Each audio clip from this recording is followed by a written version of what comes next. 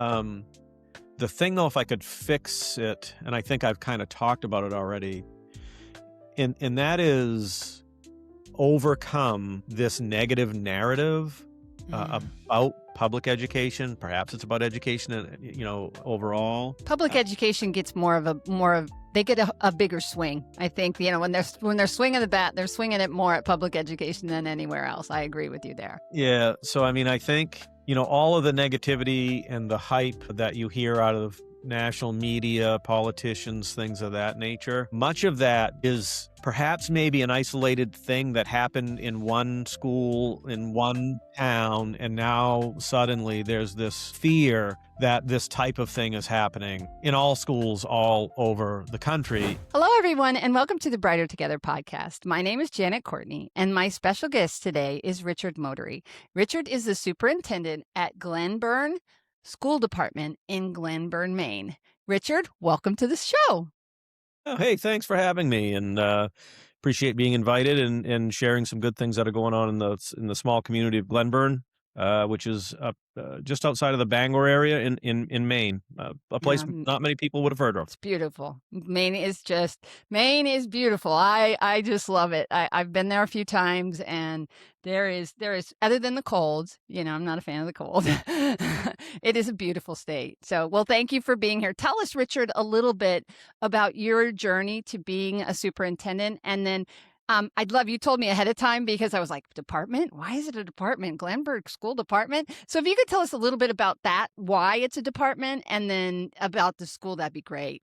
Yeah, sure thing. So I'm really fortunate to serve as the superintendent, and actually I'm the curriculum leader here in the Glenburn School Department as well. The Glenburn School Department is a single municipality department. We have a single pre-kindergarten through eighth grade school here on our campus, and we tuition our high school students to a variety of high schools that are situated in and around the Bangor area. So we have students, secondary students, so high school students in 8 or 9 different high schools in our region. And so in Maine, if you are a single municipality that makes up a school unit, you are a school department. If you are a member of a school unit that is made up of a number of different municipalities, you are likely known as a school district. So the Glenburn School Interesting. Department is one very cozy pre-K through eighth grade school with about 280 kids in it. Nice. 380 kids in it. 380. Okay. And we also transport about 200 high school students to a variety of area high schools. So real fortunate to be here. I started my career in education as a teacher, like most folks, in the town of Bangor, right next door. Was fortunate enough to start off as an athletic administrator, and that's what got me interested in sort of the administrative realm of Yeah. things. Grew up as an athlete and enjoyed athletics. That athletic administrator work kept me close to those kind of experiences. So got my master's at the University of Maine, in a town right. If anybody's, hey, go Maine Black Bears, and hockey East. So let's go.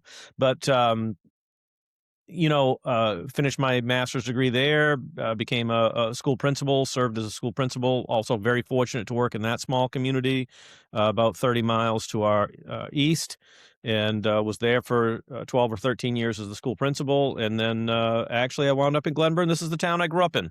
Wow. Very So cool. very fortunate to be here. So Yeah. you've stayed in a relatively small geographical area your entire career.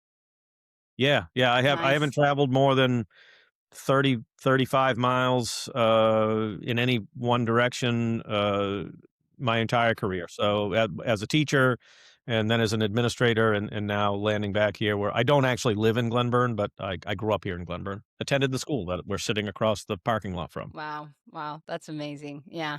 Yeah. I can't say that. I was born and raised in Grand Island, Nebraska, and I moved away when I was 19, and I haven't lived there since.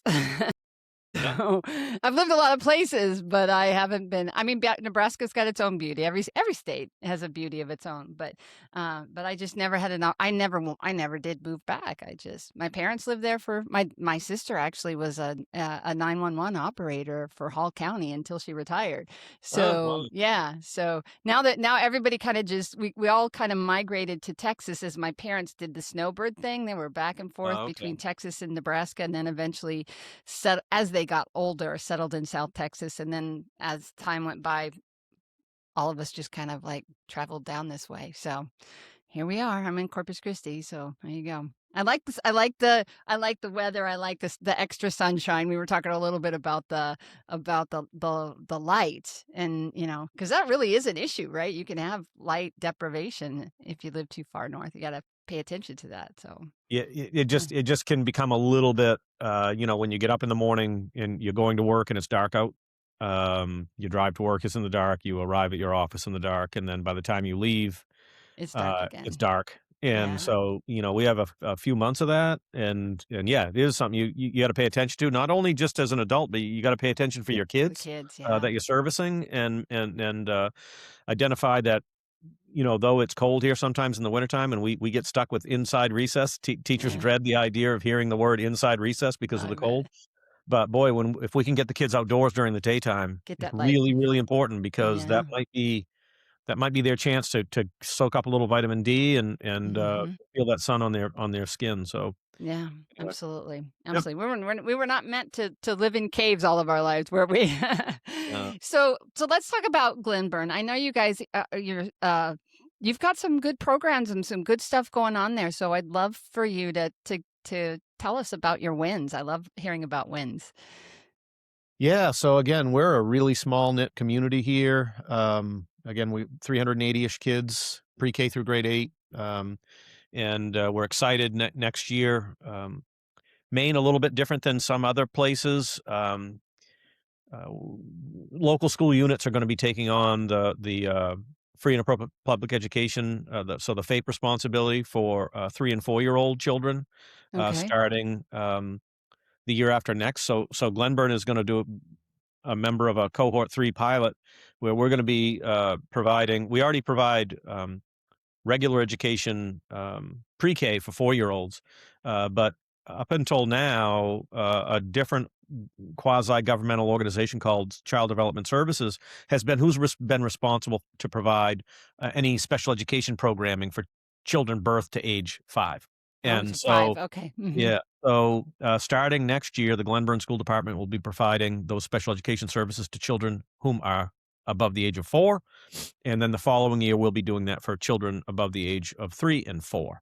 And so Mm, we believe pretty firmly that we'll be able to do this. We'll be able to do this really well. The school is the center of the community in Glenburn, and though, some kids might be missed by a larger governmental organization like Child Development Services, not of their own doing, just because Maine is yeah.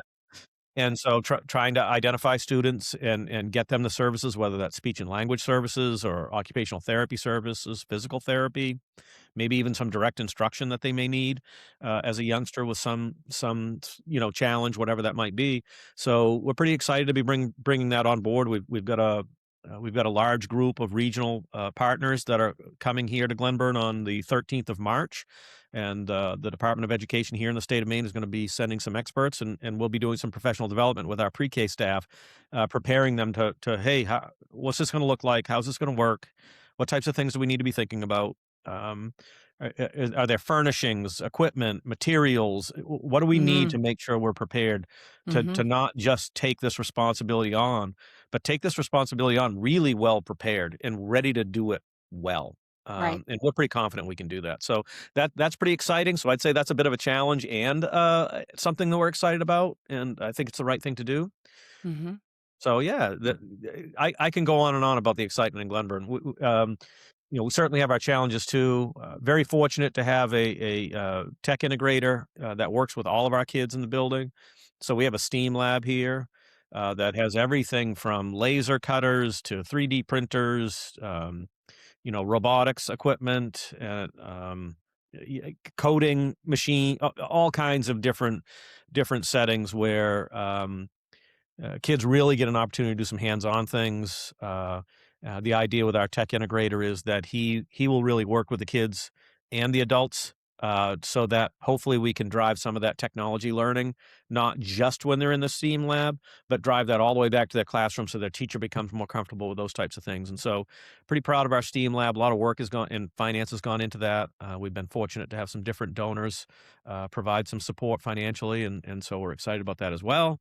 Um, So what does STEAM, I'm assuming it's an acronym for something. Tell me what that means actually, like, Yeah, if you don't good mind. question. Yeah. Science, technology, engineering, art, and math. Okay. Woo. Okay. Yep. I'm proud of you. Good for you. I'm like, Yeah. I knew it was science and technology, but I'm like, I don't know what the EAM is, and I need to. Usually, I prep people for that, and I apologize I didn't because we love our acronyms in education. We really do. And most of the time, if I put that in people's working memory, like, oh, if there's an acronym and you don't tell me what it is, and I don't know what it is, I'm going to ask you because if I You don't can know, ask my me to listeners might not, right? yeah, you can ask me if I don't know, I'll just go ahead and say, "Geez, you stumped me on that one," and that's Yeah. okay. Well, it's okay. It's happened to me too. But, Yeah. but you did, and thank you for telling me. I mean, I based on the conversation and what you were talking about, I can guess, and I know our listeners can guess, and they probably all went, Janet, that's a stupid question, but I don't know. The only stupid question is when you don't ask, so I asked the question.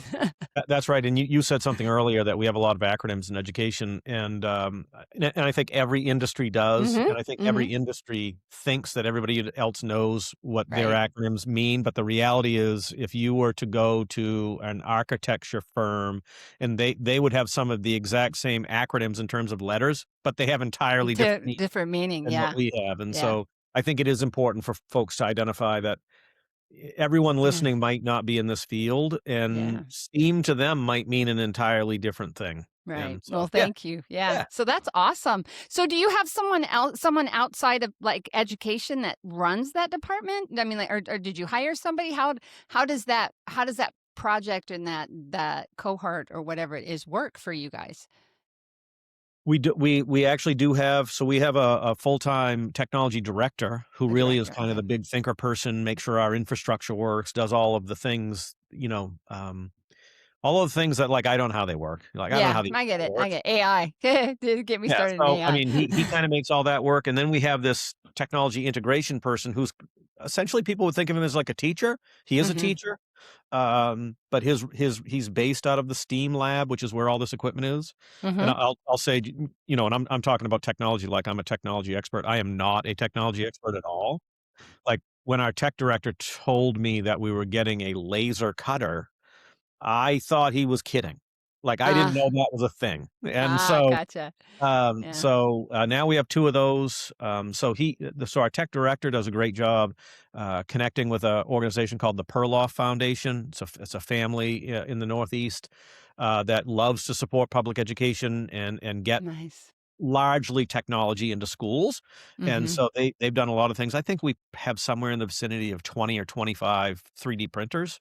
Um, we have 2 Nice. laser cutters, and so kids can be working, either in their classroom with their teacher or with the technology integration person or in a collaborative with the teacher and the tech, integrator, developing and building things. As an example, let's just say in language arts class, they perhaps did some kind of a book project and they read a book, um, a variety of different things that I've seen them do. So they might pick a few objects that set a scene in a book, and then they design those on a computer and then print them in real life so that they Yeah. have the object that they read about, um, on the printers as an example. And Yeah. another thing they did in art class was that they took a scene out of a book they might have read and made some art that they believe depicts that particular scene and then burned that art into wood using the laser cutters. And it's Mm. a variety of different things like that. And I think it's just amazing. I love to see kids, Yeah.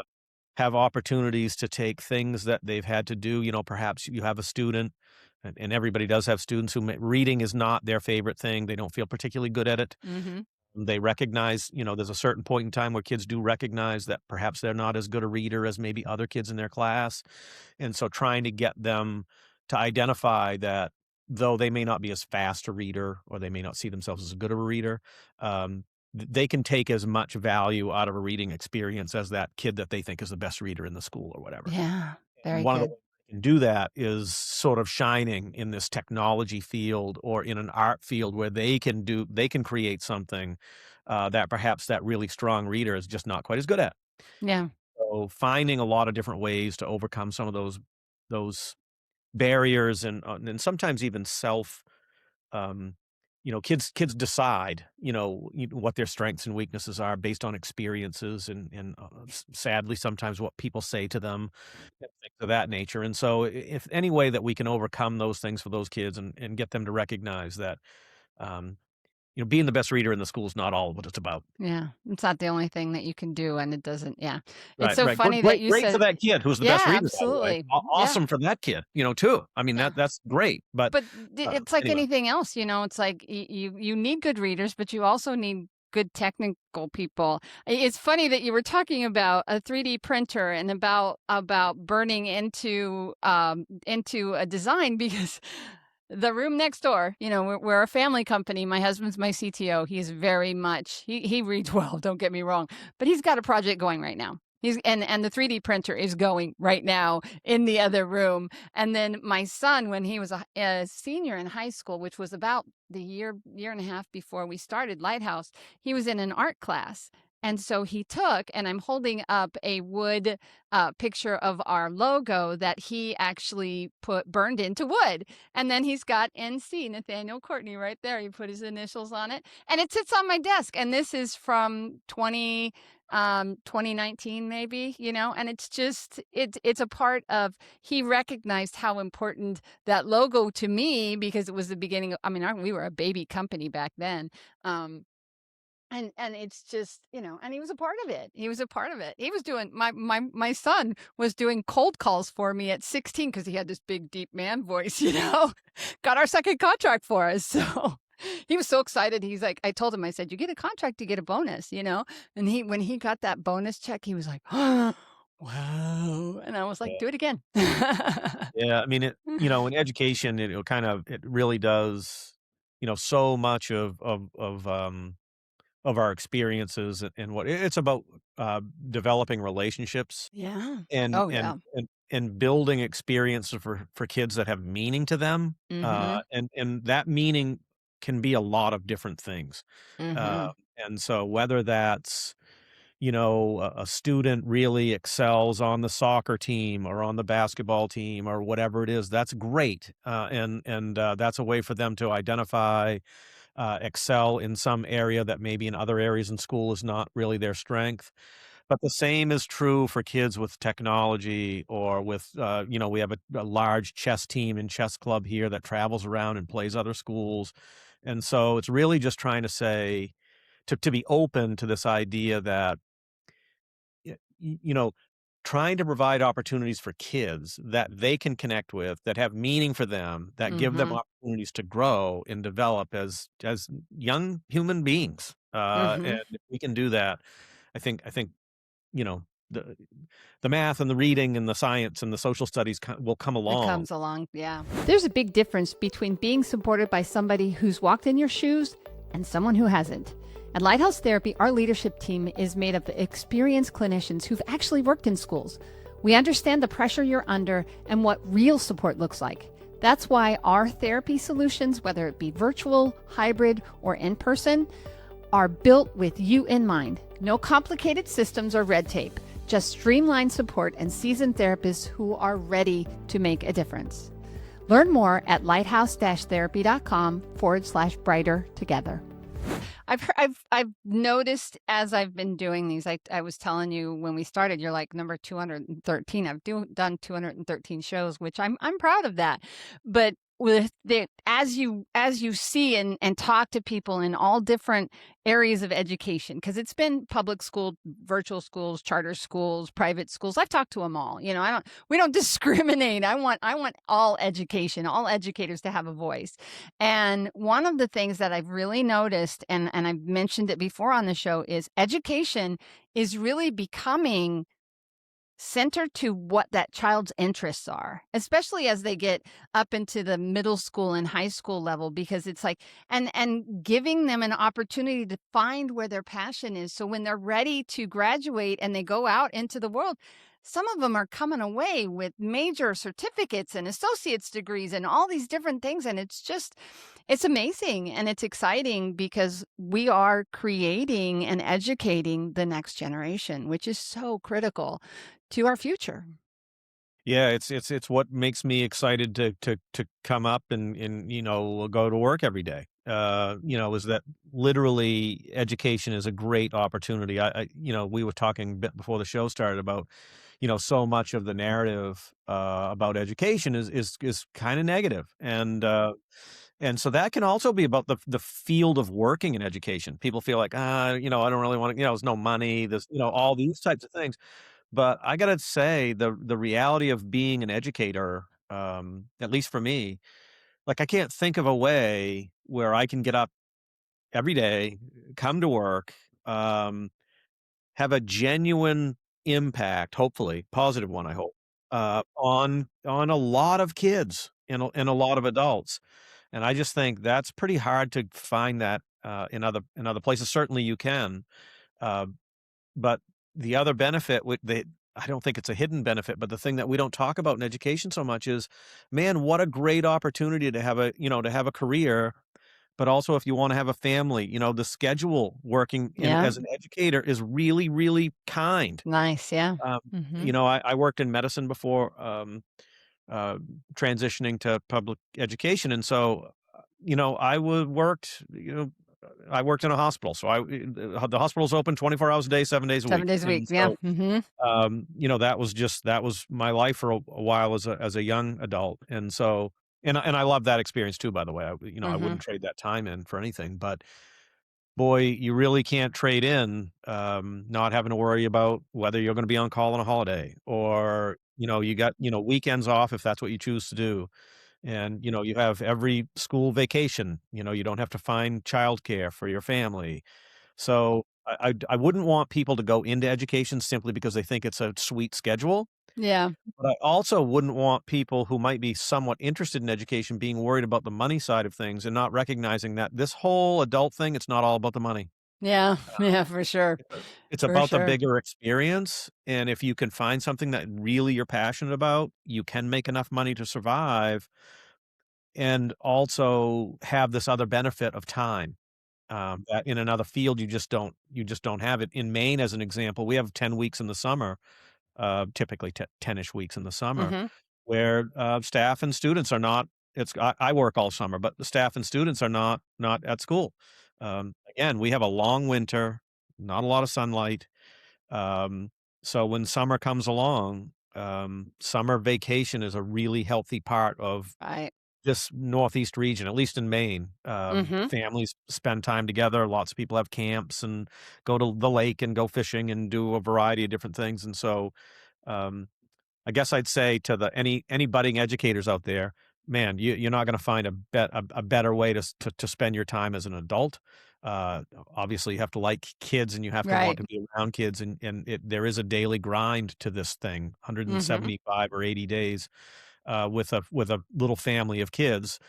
That's an experience that you have to be prepared for, but don't Yeah. don't shy away from coming into education. It's a great field. I wouldn't choose anything else. Well, and it's one of those things where it's like you don't even always know the entire impact that you're having on those kids. And when there's aha moments, and those are great to see. They are so fun when you get an aha moment. A kid, you're working on something and you're working on something. As a therapist, for me, that's like golden. But also, there's this thing that happens at the longer you're in education where all of the sudden you've got kids that you influenced and didn't even really know how much you influenced when they were little. Now they're 18, 19, 20, 25 years old and coming back and they're like, "You were my favorite. You were my," and you had no idea. You're doing your job and you're enjoying it and you're having fun and whatever. But boy, that piece that you're paying forward you cannot put a price tag on that. You just cannot. So, Yeah, you said that well, and so I've been doing this for a while, longer than I want to admit, but, me too. the what you just said is absolutely correct, and one of the things I try to remind teachers, and particularly young teachers, you can become frustrated because, you're working with kids and you're working with kids and you don't feel like they're making progress, you don't feel like they're making progress, and sometimes I think when you're a teacher and you're in a classroom and you're right you're close to it. I mean, you're Yeah. right nose to nose with it, and, you can become a little discouraged that you don't feel like you're making any kind of a difference or a large enough impact or what have you. But the thing that I like, those kids aren't the snapshot that you see. That's Mhm. not what they are. No. Like, you're gonna see them 10 years from now, and they're not going to be having the same challenges. They might have new challenges, but, Well, don't we whatever. all, right? Yeah. Yeah, I mean, they're gonna have grown up and they're gonna have learned things, and, sometimes when you're trying to work with a child, and sometimes it's a behavioral challenge or whatever, um, some kids seem to be able to manage that really well pretty easily. Somebody Mhm. gives them some kind of direction, they're like, "Okay, I'm supposed to do that." They do that, right? And other times, you might have a individual might have to hear a message a million times, Right. but who knows which of those millionth Is times gonna get in made there, it, right? you know what I mean? Yep. And so trying to convince people that, you were one of the people in the group of million messages that Mhm. child got along the way, so Yep. don't feel like you're making they hear what you're saying, Yeah. but if Yeah. you are always thinking that every kid's gonna appreciate everything you've done, and be excited about every single moment, all the time along the journey, then you're gonna be a little disappointed because that's Yeah. not gonna be the reality. Yeah. But they really are paying attention, They and are. they really And are appreciating what's happening, but and it's they are unlikely. worth it. They Yeah, are so worth it. They are yeah, so worth it. Wow. yeah. Yeah. Yep, Okay, yep, one last question for you, Richard. Because sure. wow, we got 25 minutes already in. It goes so fast, and I promised I would get. I would be. Always try to be very respectful of people's time. So, I appreciate that. if you could, now we don't say money. We didn't really touch on money, but we all know schools are underfunded. They always are. But if you could fix one thing in your world, just one thing as a superintendent of Glenburn School Department, and never have to worry about it again, what would that one thing be? Huh. That's an interesting thing. Unfortunately, in my world, I'm right now where, and maybe it's my world right now. This time of Mm, the yeah, year, we're working on budget. We're trying to develop a budget that to pass on to our taxpayer and that kind of thing. And so, I don't want to focus on money, but I would say one of the challenges that we're experiencing, and I think it's being experienced all over the country, is we have fewer kids. mm, So we have a declining enrollment in our school, in our state. Most states, I think, are experiencing something similar.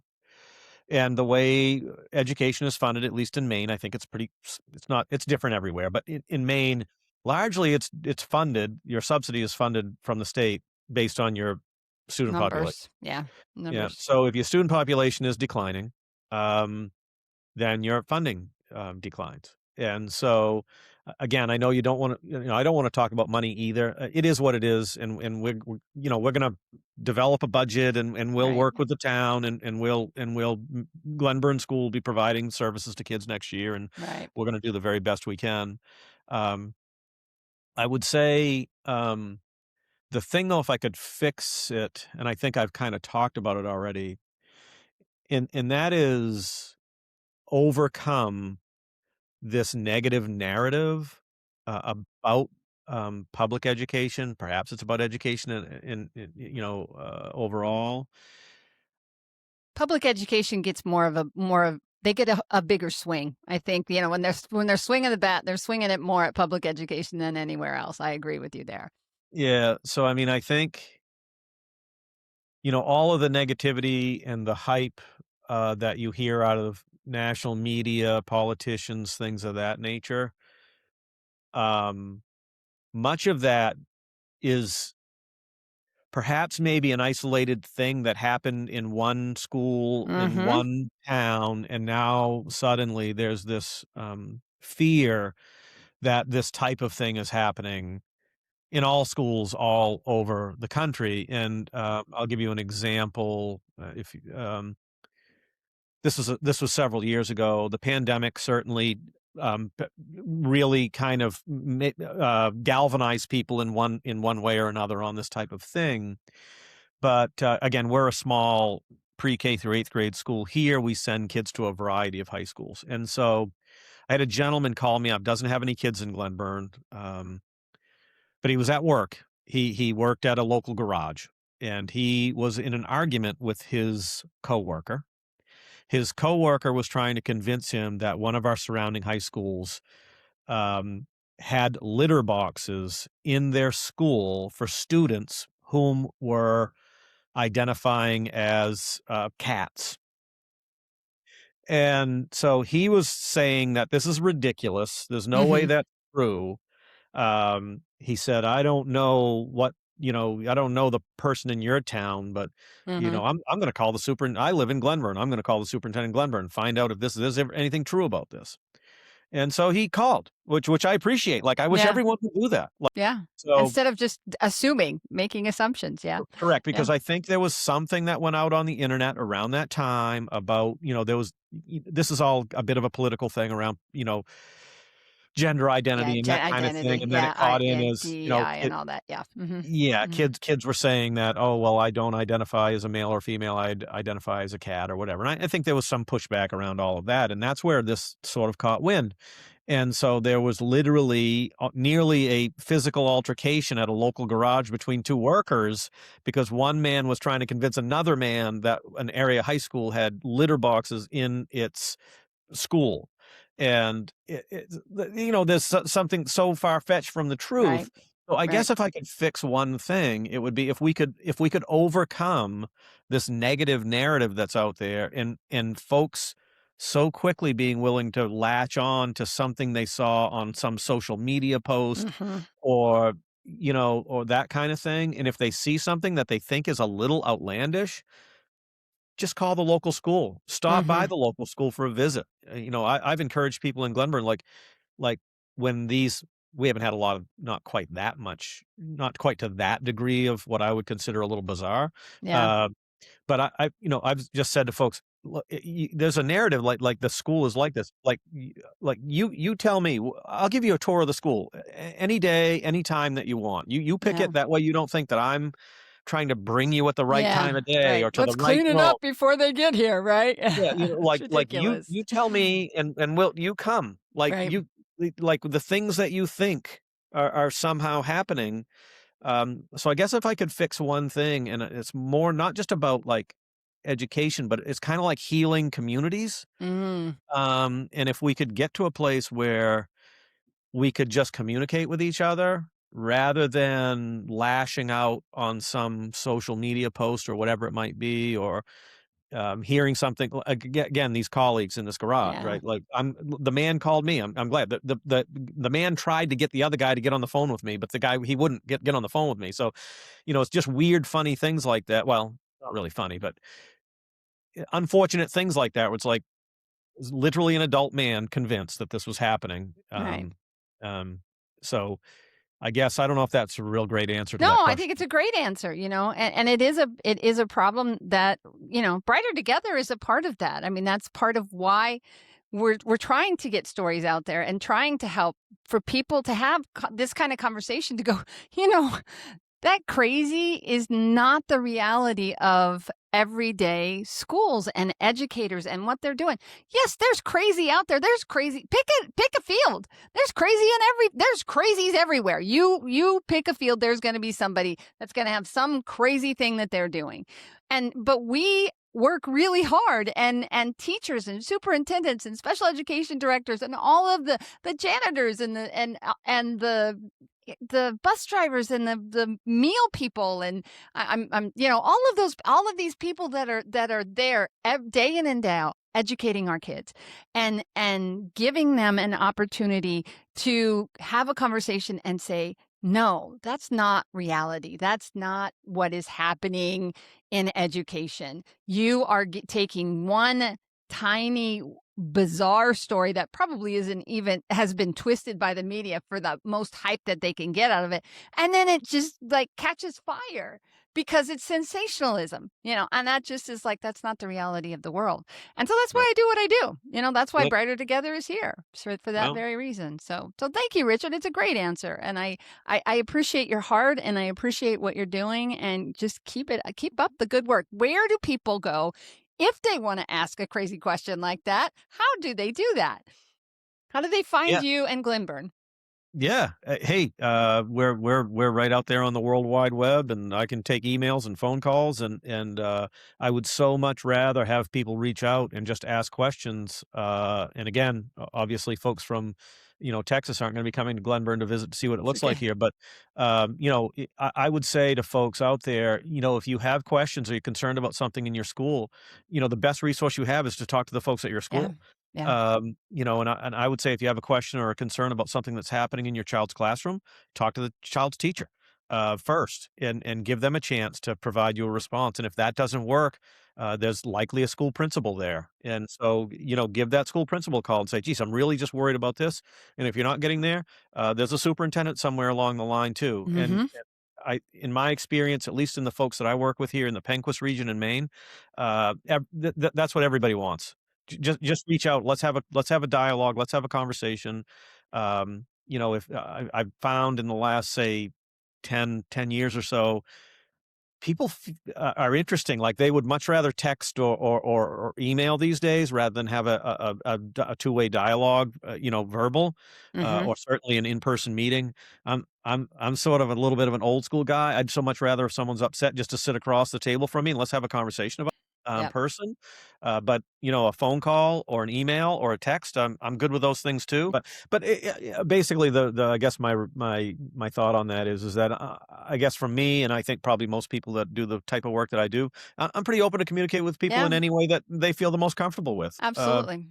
I'm the most Absolutely. comfortable with talking to somebody face to face because I feel like, so much can be lost in text or in email type of format.